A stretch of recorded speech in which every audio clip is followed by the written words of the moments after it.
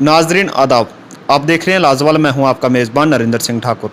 नाजरीन, जैसा कि आप सबको मालूम है कि इस वक्त जो है लॉकडाउन का सेकंड फेज़ चल रहा है, लेकिन वहीं अब हम उन लोगों की बात करें जो लोग जो हैं जम्मू कश्मीर से दूसरी बैरूनी रियासतों में पढ़ने के हवाले से गए थे, या फिर कुछ मजदूरी के काम से गए थे, तो उन लोगों को काफ़ी सारे मुश्किलात दरपेश हैं, क्योंकि वो लोग हमसे भी कई बार जो है रब्ता कायम कर चुके हैं, जिसमें वो लोग अपने मसाइल जो हैं तमाम अपने मसाइल हमसे शेयर करते रहते हैं। कहीं कुछ लोगों का ये कहना होता है कि हम लोगों के पास खाने का सामान नहीं, और कुछ लोगों को ये कहना होता है कि हमारे पास जो है पैसे वगैरह ख़त्म हो गए हैं, तो हमें काफ़ी ज़्यादा दिक्कतों का सामना करना पड़ रहा है।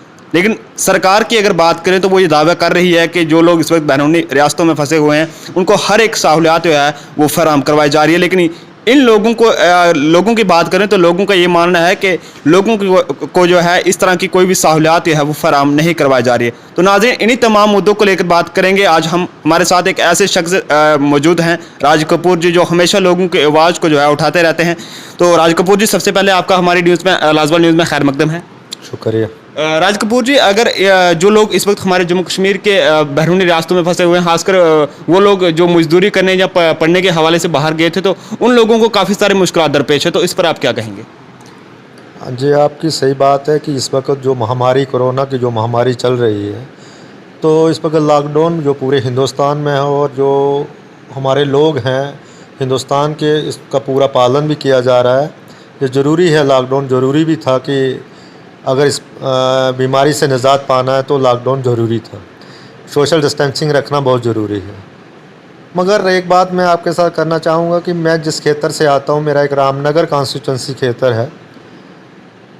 तो जो उधमपुर डिस्ट्रिक्ट आता है, मेरे उधमपुर डिस्ट्रिक्ट से चाहे वो रामनगर हो, चाहे वो चनैनी हो, चाहे वो प्रॉपर रामनगर हो, और उसके साथ सटा जो हमारा बिलावर का एरिया आता है, यहाँ से हमारा कम से कम भी इस वक्त 25 से 30 हज़ार नौजवान जो यूथ नौजवान है मज़दूरी करने के लिए इस वक्त बाहर जो फंसा हुआ है, जो पंजाब हो गया, लुधियाना में हो गया, गुजरात में अहमदाबाद हो गया, सूरत है, और यूपी यहाँ पे है, उसके बाद महाराष्ट्र है, हरियाणा में। यो हमारे मज़दूर इस वक्त ख़ास करके जो पटाटो स्टोर, जो सी स्टोर होते हैं, उन स्टोरों में काम कर रहे हैं।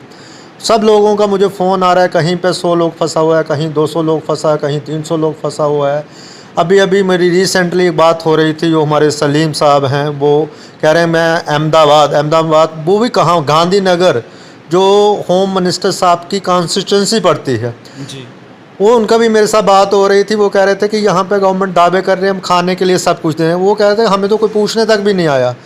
मेरी सरकार से गुजारिश है, खास करके लेफ्टिनेंट गवर्नर साहब से गुजारिश है, उधमपुर डीसी साहब से गुजारिश है कि जो लोग बाहर फंसे हुए हैं, कम से कम हम उनको लिस्टें प्रोवाइड करवाते हैं कि हमारे लोग कहाँ पे फंसे हुए हैं।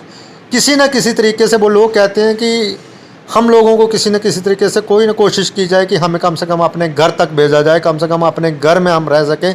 यहाँ के वो हालत बता रहे हैं कि एक स्टोर के अंदर, एक कमरे के अंदर 25-25 लोग फंसे हुए हैं। अभी मेरी बात हो रही थी, अभी मुझे जो आया हुआ है, मैं आपको बता दूं, ये राजेंद्र सिंह जी हैं। ये जोफड़ पड़ता है, मेरा एक एरिया जोफड़ है यहाँ पर रामनगर के अंदर। ये कहते हैं मेरे साथ 45 लोग हैं, ये लुधियाना पंजाब में सी स्टोर में फंसे हुए हैं। उसके बाद ये दलेर सिंह जी हैं, ये राजस्थान में, इनके साथ 30 लोग फंसे हुए हैं वहाँ पर नरेंद्र सिंह हैं, ये यूपी में सी स्टोर है, वहाँ इनका पटाटो स्टोर है, वहाँ पे फंसे हुए हैं। हुक्म सिंह जी हैं, ये सोनीपत में है, 25 लोगों को लेके हैं। राकेश पंच है, ये हमारे यहाँ से है, बसंतगढ़ के कोई 14 किलोमीटर में पैदल चढ़ना पड़ता है, रायचक है, वहाँ से। वो कहते हैं मेरे साथ 45 लोग हैं। उसके बाद यहाँ अशोक हमारे, ये महाराष्ट्र में हैं, पूना में हैं, इनके साथ भी 25-30 लोग फंसे हुए हैं। कुलदीप सिंह जी हैं, ये सामना पंच एक पोस्ट हमारा पड़ता है रामनगर के अंदर। बिलावर से है, वहाँ से प्रीतम जी हैं, ये यहाँ नवाशहर, इधर नवाशहर के अमृतसर में फंसे हुए हैं जी। बहुत सारा जो मज़दूर हमारा इस वक्त बाहर मंडियों में था, वो काम कर रहा था, अपनी रोज़ी रोटी कमाने के लिए वहाँ पे गया हुआ था।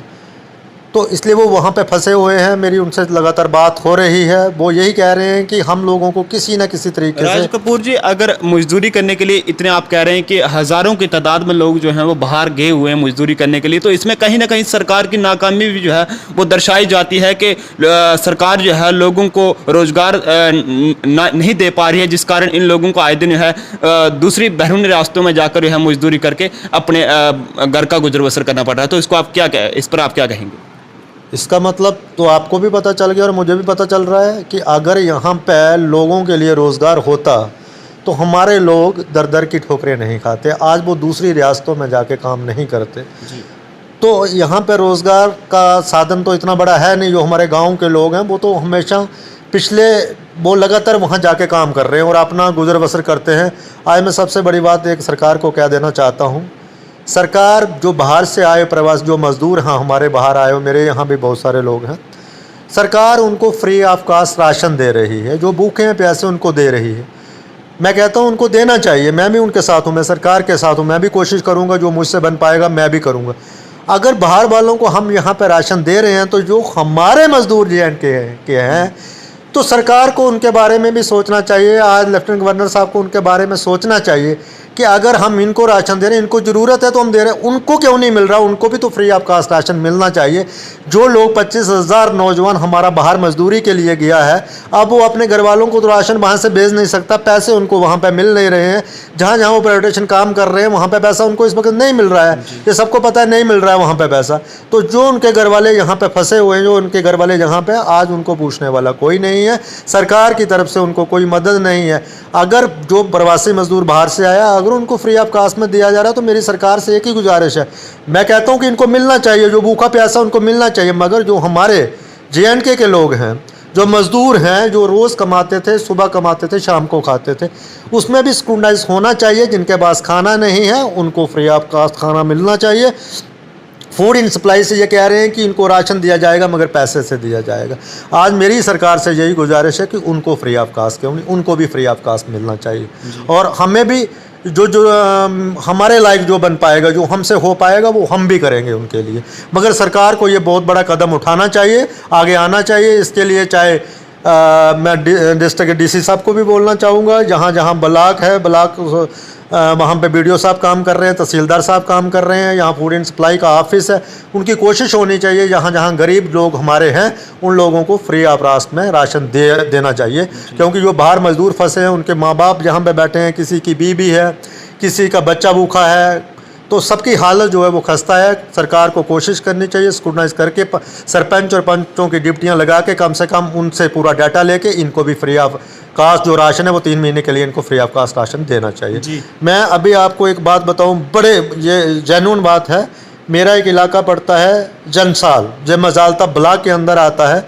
वहाँ से जे एक बेचारा लड़का है, विजय कुमार इसका नाम है, इसकी मिसेस आज यहाँ फंसी हुई है जम्मू हाई कोर्ट के आसपास कहीं, जहाँ किराए पर घर लिया। वो लड़का यहाँ पे बिजली का काम करता था, मगर वो आज अपने घर पहुँच चुका है लड़का। वो पिछले जब कोरोना का ये लगा, लॉकडाउन लगा, तो वो अपने घर चला गया था, उसको वापस आना था, वो वापस नहीं आ पाया।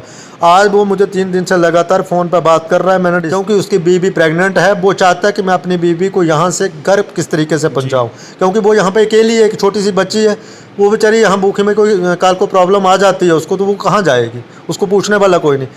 तो मैं DC उधमपुर साहब को भी बता देना चाहता हूँ कि उनके ये भी ये बात डालना चाहता हूँ कि ये विजय कुमार जनसाल का है। अगर आपके माध्यम से मेरी बात उन तक पहुँचे तो इसका पूरा इंतज़ाम किया जाए। उसकी मिसेस प्रेग्नेंट है, तो वो कहीं हाई कोर्ट के आसपास कहीं उसने किराए पर कमरा लिया हुआ है जम्मू, तो उसको वहाँ से किसी न किसी तरीके से वहाँ से शिफ्ट किया जाए, जहाँ उस लड़के की पूरी हेल्प की जाए। राज कपूर जी, अब लास्ट में आप लोगों को क्या पैगाम देना चाहेंगे कि कोरोना वायरस जो इस वक्त महामारी जो है पूरे देश भर में फैली हुई है, इस पर आप क्या पैगाम देंगे? मैं लोगों को एक ही पैगाम देना चाहता हूँ कि इस वक्त हम ऐसी बीमारी से जूझ रहे हैं जिसका इलाज संभव नहीं है। हमें घर रह के सोशल डिस्टेंसिंग बना के इसका मुकाबला करना होगा। मैं अपने लोगों से यही कहूँगा, दोबारा मैं यही गुजारिश करूंगा कि अपने घरों में रहें, अपने घरों से बाहर ना आएं, और एकजुटता होके जहां कोई गरीब जिसके पास खाना नहीं है, कोई मजलूम, कोई बीमार है, पूरी कोशिश की जाए उसको हॉस्पिटल पहुंचाने की कोशिश की जाए और दूसरा जो भूखा है उसकी भरपूर हेल्प की जाए। जी शुक्रिया राज कपूर जी।